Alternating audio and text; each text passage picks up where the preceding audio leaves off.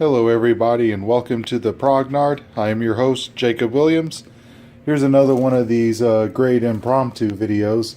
So, recently I had an experience where I had an opportunity to get Navajo Wars for retail price, which is a good deal because it's currently wildly out of print, going for a decent amount on the secondary market.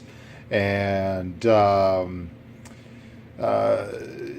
something that you should get if you have an opportunity to get it, at around retail price. So there was another game that I've had my eye on for a while, and that's a game called Medina. All right, this is a great game where you build a city using these blocks and you get points. So kind of a really cool city building abstract game.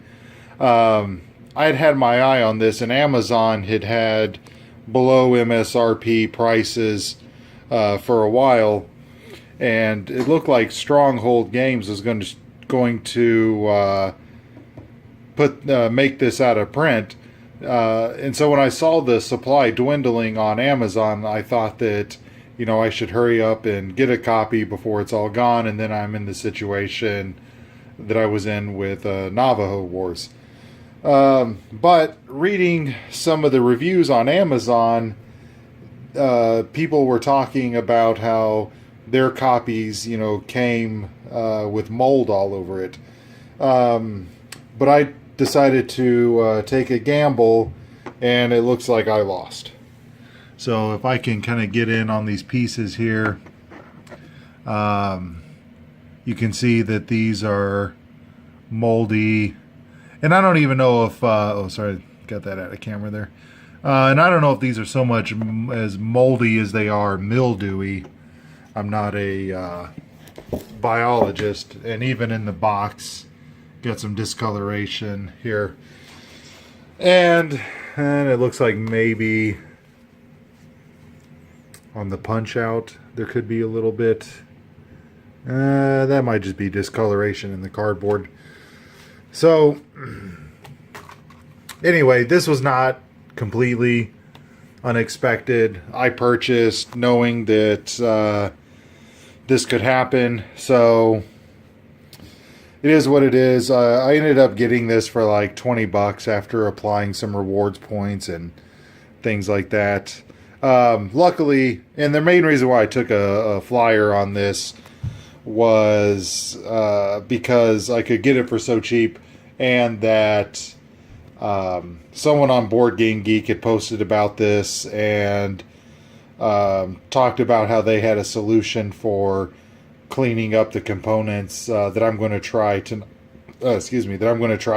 and hopefully salvage this copy, because this is a great game. I do think that this stuff is superficial, and after fixing my problem with Andean Abyss, I do think that this can be saved quite easily, and for the price, I still ended up thinking it was a good deal. So I'm going to deal with this tonight, and I might shoot some more video on it, and I'm going to call this saga the Funky Mold Medina. All right, stay tuned. I might add more to this. Maybe I won't, but I probably will. So stay tuned. All right, and I am back with part 2 of the Funky Mold Medina. Last night I spent all night taking each one of these wooden pieces and wiping them down with Clorox disinfectant wipes, and I put it in my basement to dry overnight, and I have a dehumidifier in my basement, and I set it for 30% humidity, which is quite low, and from my understanding is how you treat mold and mildew in a house. So I guess at about 30% relative humidity or whatever, it's very difficult for fungi to reproduce. So that's kind of how I ended up treating these pieces, which is similar to what I saw suggested on Board Game Geek. and I'm quite happy with the results. Um, I'm not sure if my camera will pick up everything, but hopefully you can see that there's no mold on the tops like you saw in the first part of the video, and I can pretty much pick up any random piece and there's no mold on them, not in the archway or anywhere. So again, quite happy with the results. That may look like mold and it may not be picking up very well on the camera, but that's actually scratches in the paint and imperfections in the wood. So I'm quite happy with this method.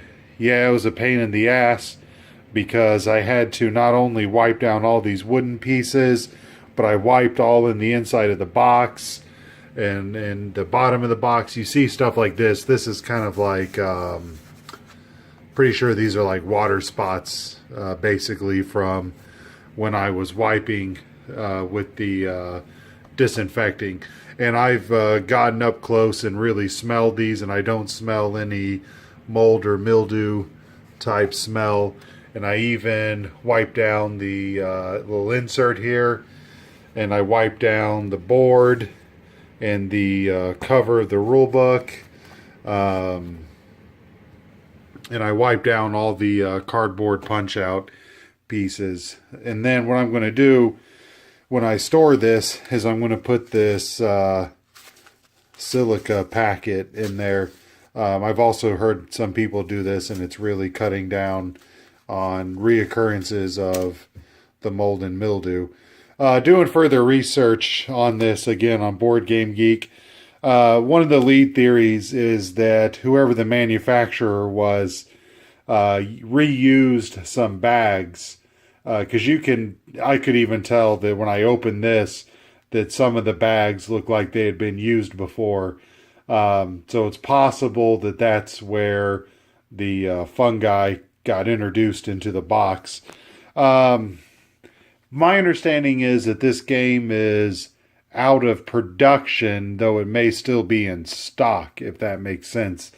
So I think my copy had been sitting around for a while. So hopefully maybe a lot of what I was cleaning up was dead fungi with inactive spores.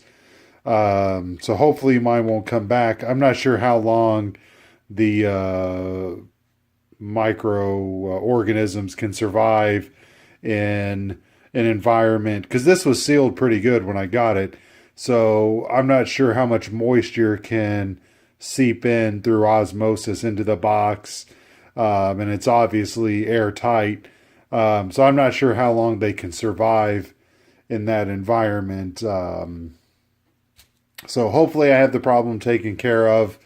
The real test will be checking back in with it in a couple of months. I'm going to continue to leave it in the room in my basement where I have my dehumidifier. So hopefully cutting down on that moisture will help keep any more microorganisms from growing on it, outside of the ones you can't control that would happen in any board game. So there we go. There's my saga of the funky mold Medina. So if you're looking at getting a copy of this, beware that this might be something you have to deal with, or let this stand in for any game you get with wooden pieces that may have mold on it. So thanks for watching.